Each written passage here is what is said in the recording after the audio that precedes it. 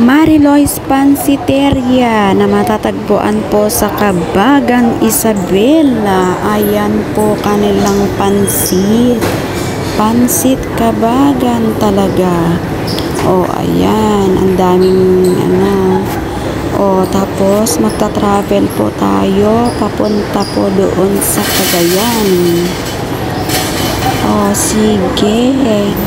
Ayan, kasama namin mga apo at anak. O, eto, nakarating na po tayo sa Mariloy's Pansiteria. Ayan, may mga libreng mga soup.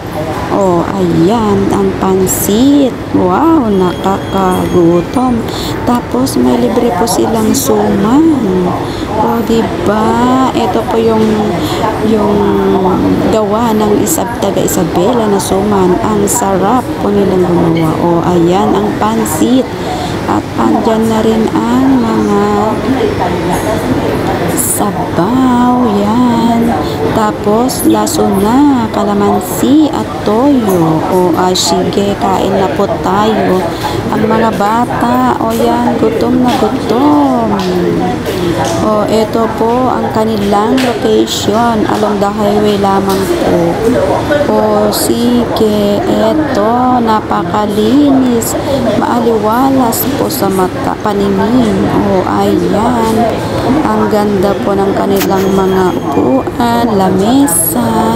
Ayan, meron din pong dito sa loob. O, yung antique na mga upuan. Ayan, ang ganda. O, diba? Meron din dito sa loob. O, yung bahay kubo. Anong tawag po dito? Ang dami. O, ayan o, ang ganda. O, diba? Ang ganda po tumira po dito. Ang gandang, ang sarap ng pakiramdam. Ayan, presko ang dating.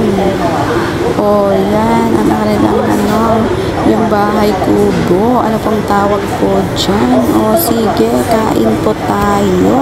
O, ang suman, wow na wow. O, ayan, ang kanilang menu na pansit gisado. O, ito yung aking mga pamilya, gumagala. Papunta po kami ng Tuguegarao City. Maraming salamat po sa inyong panonood sa aking video. Thanks!